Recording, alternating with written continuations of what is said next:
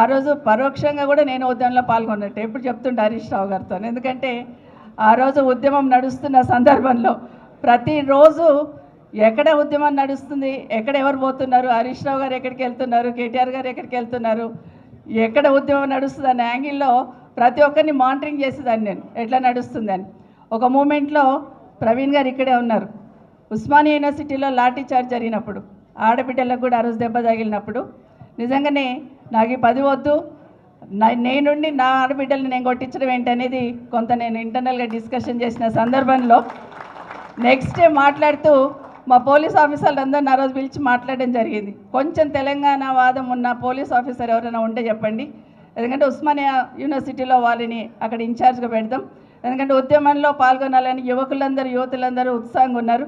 వాళ్ళ మీద ఒక్క లాఠీ దెబ్బ కూడా పడడానికి వీల్లేదంటే తెలంగాణ వాదం పుణికిపుచ్చుకున్న వాళ్ళు కావాలంటే ఆ రోజు ఆర్ఎస్ ప్రవీణ్ గారి పేరు చెప్పారు. ఆ రోజు సో ఆ రోజు ప్రవీణ్ గారిని అక్కడ పెట్టిన తర్వాత అక్కడున్న ఉద్యమంలో పాల్గొనాలనుకున్న స్టూడెంట్స్ అందరినీ కూడా సామరస్యంగా ఉద్యమంలో పాల్గొనేటట్టు చేసి తెలంగాణ వచ్చే వరకు కూడా ఎక్కడ ఇన్సిడెంట్ జరగకుండా ఉస్మాన్ యూనివర్సిటీలో జరిగిన సందర్భంలో ఖచ్చితంగా ప్రవీణ్ గారిని కూడా గుర్తు చేసుకుంటాను. ఇక మా హరీష్ రావు గారు అయితే మైక్ పట్టుకుంటే నన్ను తిడుతుండే. మాకు హోమ్ మినిస్టర్ ఇచ్చున్నారు, నెత్తి మీద టోపీ లేదు, చేతిలో లాఠీ లేదని తిడుతుండేము అంటే మళ్ళీ లోపలికి వచ్చి అక్క ఎట్లన్నా కానీ ఇట్లా ఉద్యమం నడిపిస్తున్నాం చూడు, జర చూసుకో అని చెప్తుండే నాకు. సో నిజంగా సంతోషం అనిపించేది. ఆ తిట్టులో కూడా నాకు ప్రేమగా అనిపించేది. ఎందుకంటే నా తమ్ముళ్ళు నన్ను తిడుతున్నారు, నా వాళ్ళు నన్ను తిడుతున్నారు, ఖచ్చితంగా ఉద్యమంలో విజయం సాధించాలని ఆరాటం ఉండేది. ఒకరోజు రాత్రి 10 గంటలకు వచ్చారు, దండుని వేసుకొని వచ్చాడు ఇంటికి.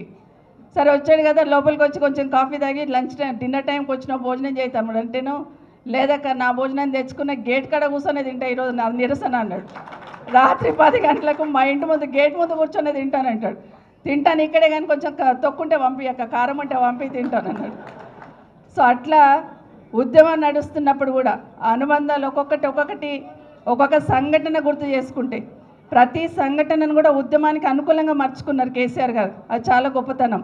14F అని ఉండేది, 14F ఇంప్లిమెంట్ చేస్తే తెలంగాణ బిడ్డలకు అన్యాయం జరుగుతుందని దాని ఒక ఉద్యమంలాగా తీసుకున్నారు. ఆ రోజు తెలంగాణ ఉద్యమంలో పెద్ద ఎత్తున తీసుకొని యువతనంతా ఇన్వాల్వ్ చేసి 14F తీసేసేంత వరకు కూడా ఉద్యమాన్ని చేస్తున్నారు ఆ రోజు. అదే కాకుండా బతుకమ్మను బోనాలను కూడా ఉద్యమంలో భాగస్వామ్యం చేసి తెలంగాణ ఉద్యమాన్ని నడిపించారు కేసీఆర్ గారు.